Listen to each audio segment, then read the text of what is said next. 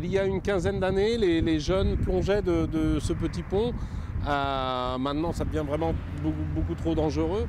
La vase s'est entassée et le chenal s'est forcément réduit. Lutter contre l'envasement de manière économique et écologique, c'est le défi que s'est lancé Philippe Pétard.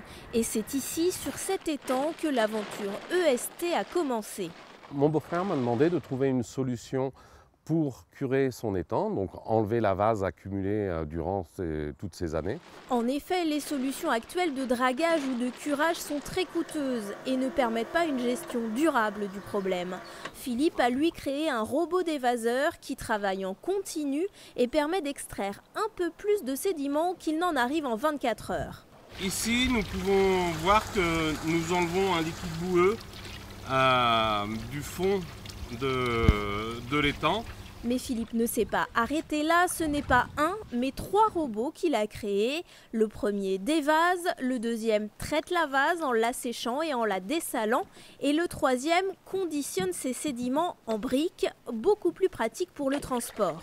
Par rapport à de la boue classique, on gagne 5 fois le volume. Au lieu d'utiliser 22 camions bennes de 10 tonnes, un seul semi-remorque est capable de transporter le même volume de boue extrait. Ce Géotrouve-Tout n'en est pas à sa première entreprise. Avec sa sœur Guylaine, il dirige Eltic, une société d'électricité basée près de Vannes. Une première expérience entrepreneuriale très utile pour EST. C'est beaucoup plus facile puisqu'on a une structure qui est déjà établie. Donc voilà, on a les locaux, les véhicules, les techniciens, un bureau d'études.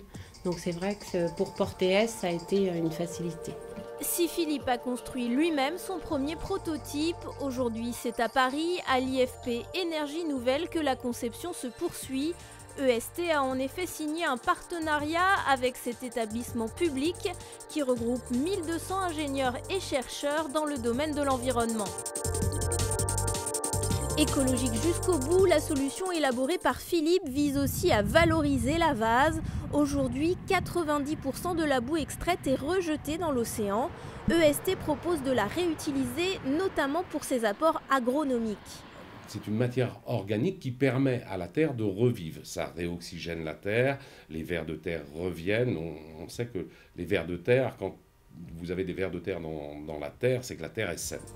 La production des premiers robots doit commencer en 2016. De 6 robots par an, Philippe espère atteindre une production annuelle de 120 unités d'ici à 5 ans. L'entreprise réfléchit déjà à un système sous-marin pour traiter les ports et les estuaires sans bloquer la navigation.